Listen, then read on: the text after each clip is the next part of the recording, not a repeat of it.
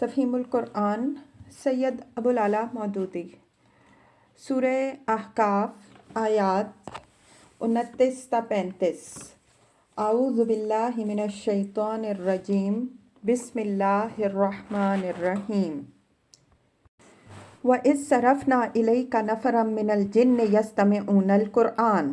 اور وہ واقعہ بھی قابل ذکر ہے جب ہم جنوں کے ایک گروہ کو تمہاری طرف لے آئے تھے تاکہ قرآن سنیں۔ تفسیر۔ اس آیت کی تفسیر میں جو روایات حضرت عبداللہ بن مسعود رضی اللہ عنہ، حضرت زبیر رضی اللہ عنہ، حضرت عبداللہ بن عباس رضی اللہ عنہ اور حضرات حسن بصری رحمہ اللہ، سعید بن جبیر رحمہ اللہ، مجاہد رحمہ اللہ، اکرمہ رحمہ اللہ اور دوسرے بزرگوں سے منقول ہیں۔ وہ سب اس بات پر متفق ہیں کہ جنوں کی پہلی حاضری کا یہ واقعہ جس کا اس آیت میں ذکر ہے، بطن نخلہ میں پیش آیا تھا، اور ابن اسحاق، ابو نعیم اصفہانی اور واقدی کا بیان ہے کہ یہ اس وقت کا واقعہ ہے جب نبی صلی اللہ علیہ وآلہ وسلم طائف سے مایوس ہو کر مکہ معظمہ کی طرف واپس ہوئے تھے۔ راستے میں آپ صلی اللہ علیہ وآلہ وسلم نے نخلہ میں قیام کیا۔ وہاں عشاء اور فجر یا تہجد کی نماز میں آپ صلی اللہ علیہ وآلہ وسلم قرآن کی تلاوت فرما رہے تھے، اور جنوں کے ایک گروہ کا ادھر سے گزر ہوا، اور وہ آپ صلی اللہ علیہ وآلہ وسلم کی قرأت سننے کے لیے ٹھہر گیا۔ اس کے ساتھ تمام روایات اس بات پر بھی متفق ہیں کہ اس موقع پر جن حضور صلی اللہ علیہ وآلہ وسلم کے سامنے نہیں آئے تھے، نہ آپ صلی اللہ علیہ وآلہ وسلم نے ان کی آمد کو محسوس فرمایا، بلکہ بعد میں اللہ تعالیٰ نے وحی کے ذریعے سے آپ صلی اللہ علیہ وآلہ وسلم کو ان کے آنے اور قرآن سننے کی خبر دی۔ یہ مقام جہاں یہ واقعہ پیش آیا یا تو عظیمہ تھا یا السیل الکبیر، کیونکہ یہ دونوں مقام وادی نخلہ میں واقع ہیں۔ دونوں جگہ پانی اور سرسبزی موجود ہے، اور طائف سے آنے والوں کو اگر اس وادی میں پڑاؤ کرنے کی ضرورت پیش آئے تو وہ انہی دونوں مقام میں سے کسی جگہ ٹھہرتے ہیں۔ نقشے میں ان مقامات کا موقع ملاحظہ ہو۔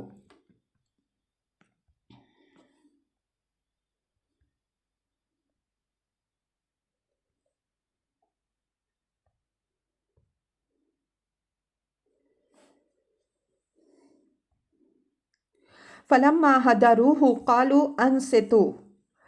جب وہ اس جگہ پہنچے جہاں تم قرآن پڑھ رہے تھے تو انہوں نے آپس میں کہا، خاموش ہو جاؤ۔ فَلَمَّا قُضِيَ وَلَّوْا إِلَىٰ قَوْمِهِمْ مُنذِرِينَ۔ پھر جب وہ پڑھا جا چکا تو وہ خبردار کرنے والے بن کر اپنی قوم کی طرف پلٹے۔ قَالُوا يَا قَوْمَنَا۔ انہوں نے جا کر کہا، اے ہماری قوم کے لوگوں، إِنَّا سَمِعْنَا كِتَابًا أُنزِلَ مِن بَعْدِ مُوسَىٰ۔ ہم نے ایک کتاب سنی ہے جو موسیٰ علیہ السلام کے بعد نازل کی گئی ہے، مُصَدِّقًا لِمَا بَيْنَ يَدَيْهِ، تصدیق کرنے والی ہے اپنے سے پہلی آئی ہوئی کتابوں کی، یہدی الی الحق و الی طریق مستقیم،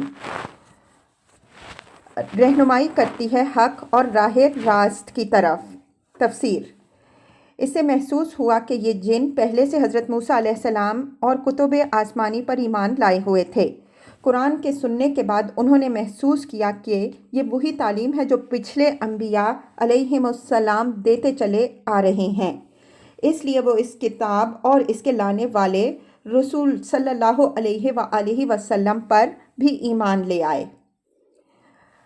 یا قومنا، اے ہماری قوم کے لوگوں، اجیبوا داعی اللہ وآمنوا بہ، اللہ کی طرف بلانے والے کی دعوت کو قبول کر لو اور اس پر ایمان لے آؤ۔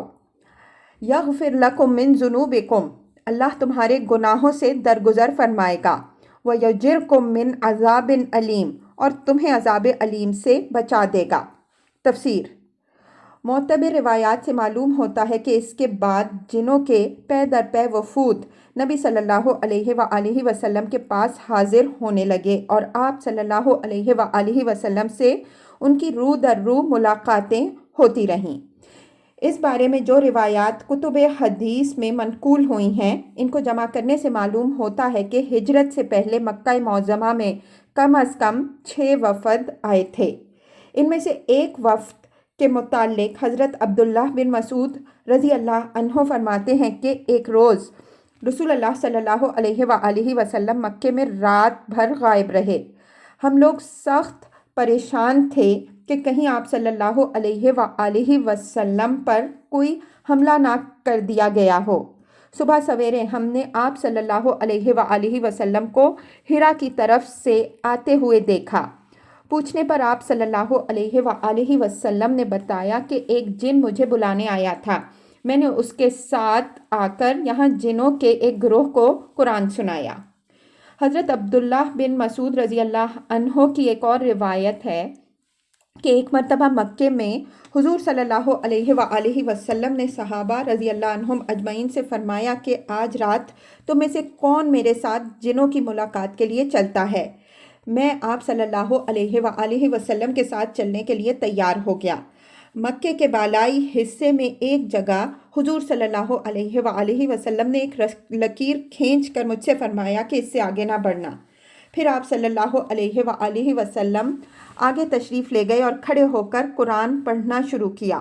میں نے دیکھا کہ بہت سے اشخاص ہیں جنہوں نے آپ صلی اللہ علیہ وآلہ وسلم کو گھیر رکھا ہے اور وہ میرے اور آپ صلی اللہ علیہ وآلہ وسلم کے درمیان حائل ہیں۔ ایک اور موقع پر بھی رات کے وقت حضرت عبداللہ بن مسعود رضی اللہ عنہ نبی صلی اللہ علیہ وآلہ وسلم کے ساتھ تھے اور مکہ معظمہ میں ہجون کے مکان پر جنوں کے ایک مقدمے کا آپ صلی اللہ علیہ وآلہ وسلم نے فیصلہ فرمایا۔ اس کے سالہ سال بعد ابن مسعود رضی اللہ عنہ نے کوفہ میں جاٹوں کے ایک گروہ کو دیکھ کر کہا، ہجون کے مقام پر جنوں کے جس گروہ کو میں نے دیکھا تھا وہ ان لوگوں سے بہت مشابہ تھا۔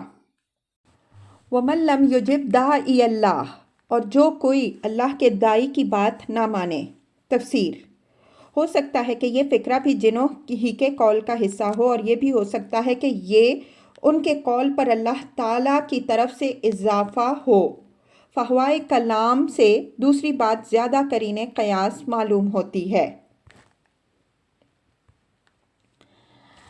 فَلَيْسَ بِمُعْجِزٍ فِي الْأَرْضِ وَلَيْسَ لَهُ مِن دُونِهِ أَوْلِيَاءُ، وہ نہ زمین میں خود کوئی بلبوتا رکھتا ہے کہ اللہ کو زج کر دے، اور نہ اس کے کوئی ایسے حامی و سرپرست ہیں کہ اللہ سے اس کو بچا لیں۔ اولئک فی ضلال مبین، ایسے لوگ کھلی گمراہی میں پڑے ہوئے ہیں۔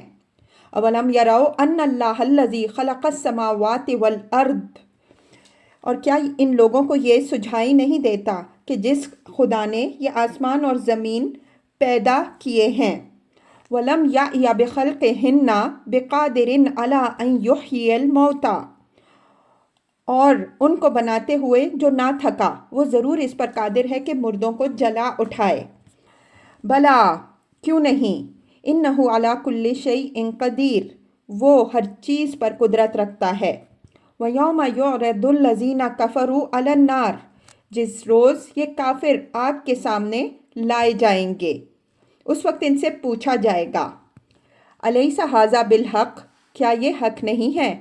قالوا بلا وربنا، یہ کہیں گے کہ ہاں ہمارے رب کی قسم یہ واقعی حق ہے۔ قال فذوقوا العذاب بما کنتم تکفرون، اللہ فرمائے گا اچھا تو اب عذاب کا مزہ چکھو اپنے اس انکار کی پاداش میں جو تم کرتے رہے۔ فاصبر کما صبر اولو العزم من الرسل ولا تستعجل لهم، پس اے نبی صلی اللہ علیہ وآلہ وسلم صبر کرو جس طرح اولو العزم رسولوں نے صبر کیا، اور ان کے معاملے میں جلدی نہ کرو۔ تفسیر: یعنی جس طرح تمہارے پیش رو انبیاء علیہم السلام اپنی قوم کی بے رخی، مخالفت اور مزاحمت اور طرح طرح کی ایذا رسانیوں کا مقابلہ سالہ سال تک مسلسل صبر اور انتھک جد و جہد کے ساتھ کرتے رہے، اسی طرح تم بھی کرو، اور یہ خیال دل میں نہ لاؤ کہ یا تو یہ لوگ جلدی سے ایمان لے آئیں، یا پھر اللہ تعالیٰ ان پر عذاب نازل کر دے۔ कअन्नहुम यौम यरौना मा युअदून लम यलबसू इल्ला साअतम मिनन नहार। जिस रोज़ ये लोग उस चीज़ को देख लेंगे जिसका उन्हें खौफ दिलाया जा रहा है तो इन्हें यूँ मालूम होगा जैसे दुनिया में दिन की एक घड़ी भर से ज़्यादा नहीं रहे। बलाग, बात पहुंचा दी गई। फ़हल युहलको इल्लल कौमुल फ़ासिकून, अब क्या नाफरमान लोगों के सिवा और कोई हलाक होगा।